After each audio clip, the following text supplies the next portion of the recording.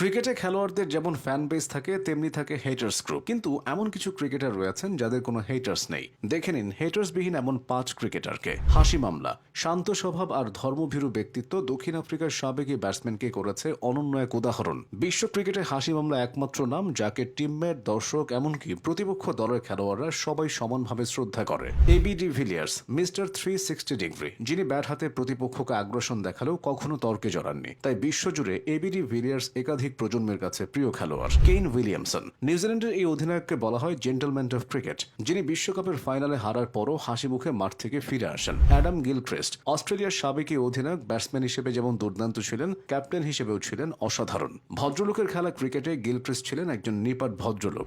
Joe Root, ইংল্যান্ডের এই run machine যেন তার দলে সবার থেকে আলাদা। প্রতিপক্ষ দলের খেলোয়াড়রা তাকে যতই উত্তেজিত করার চেষ্টা করুক না কেন, তিনি তার জবাব দেন ব্যাট হাতে। তাই ক্রিকেট দুনিয়ায় তার কোনো হেটার্স নেই।